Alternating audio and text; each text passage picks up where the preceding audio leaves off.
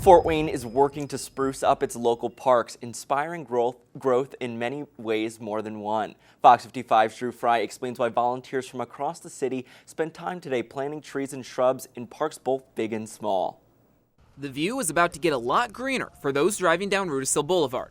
Neighborhood Association President Jim Sack and about a dozen other volunteers are planting shrubs on this small plot of land where his street intersects Fairfield Avenue. And the philosophy of this is to carry the beauty of Foster Park all the way up Rudisill to Calhoun Street, the end of the neighborhood, so that we can beautify it, we can make it more valuable, more attractive to people pass through, and therefore a better asset for the community. This street corner may not look like much yet, but it's actually a city park. Steve McDaniel with Fort Wayne Parks and Recreation is helping the neighborhood use a city grant to develop the sprouting area. Having that small little neighborhood lot that has a couple benches, has some shade, and you can come sit down, you can watch the cars drive by, you can read your book or whatever.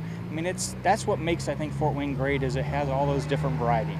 But today's planting projects weren't just reserved for one street corner.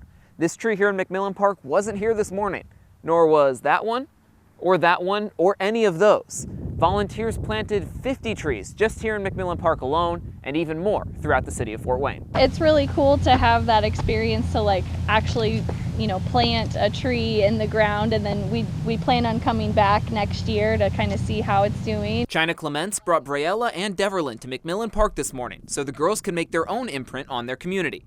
Linda Heverin and Carol Cavell say getting families involved is what makes events like the Great Tree Canopy Comeback so special. I had one family say that their children have been doing this for their whole lives. So they're able to go back to several parks and visit those trees that they've planted. They've been at quite a few different parks. And with a roughly 90% survival rate of these new trees, families can see the culmination of their work for years to come. In Fort Wayne, I'm Drew Fry, Fox 55 News.